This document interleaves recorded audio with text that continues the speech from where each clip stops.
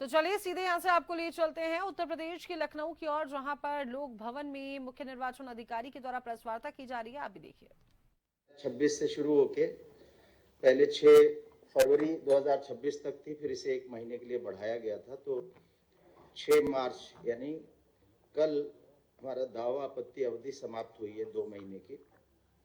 और इसमें जो नागरिकों से विभिन्न प्रकार के दावे और आपत्तियां आवेदन प्राप्त हुए और गणना चरण के दौरान जो गणना फॉर्म भरे गए थे उसमें जिन मतदाताओं ने वर्ष 2003 के विशेष प्रकार पुनरीक्षण की अंतिम मतदाता सूची से अपना मिलान नहीं करवाया था और जिन मतदाताओं ने मिलान करवाया लेकिन उसमें तार्किक विसंगतियां पाई गई, ऐसे मतदाताओं को नोटिस जारी कर सुनवाई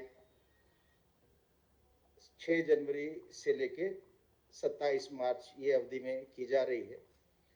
और 6 जनवरी से लेकर 6 मार्च तक यानी कल तक ये 2 महीनों में जो आंकड़े हैं फॉर्मों की प्राप्ति के, आवेदनों की, दावा और आपत्तियों की प्राप्ति के और नोटिसेस की सुनवाई के, वो इस प्रकार हैं।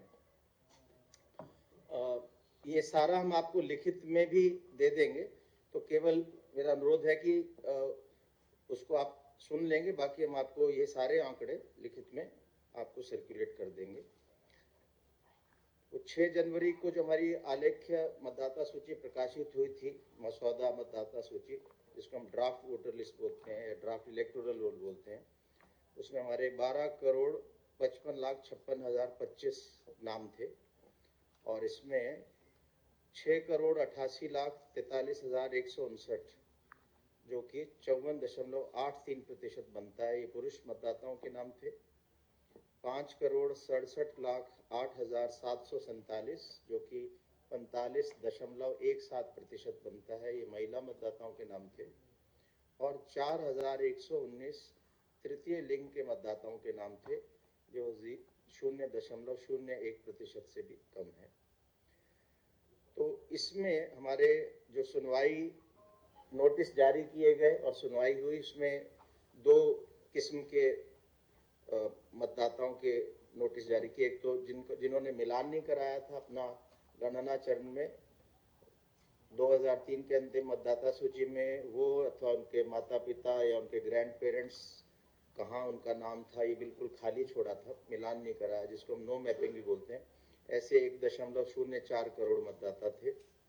और ऐसे मतदाता जिन्होंने मिलान कराया लेकिन उसमें तार्किक विसंगतियां आई, जैसे कि नाम का आपस में नाम मिलना, पिता और मतदाता के बीच में 15 साल से भी कम का अंतर आयु में, इस तरह की तार्किक विसंगतियां जो थी वो 2.22 करोड़, तो कुल मिला के 3.26 करोड़, लगभग 3.25 करोड़ कह सकते हैं, ऐसे मतदाताओं को नोटिस जारी होने थे।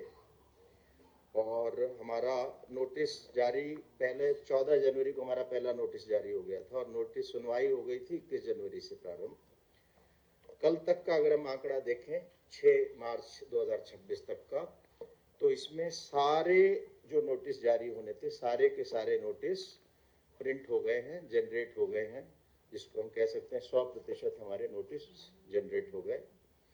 और इसमें से जो हमने वितरण कर दिया यानी मतदाता को रिसीव करा दिया, ये 3.06 करोड़, और अगर प्रतिशत में कहें तो 93.8%, 93.8% हमने नोटिस को रिसीव भी करा दिया। और रिसीव कराने के बाद जो सुनवाई हुई उसमें 2.80 करोड़ मतदाताओं की सुनवाई भी पूर्ण हो गई।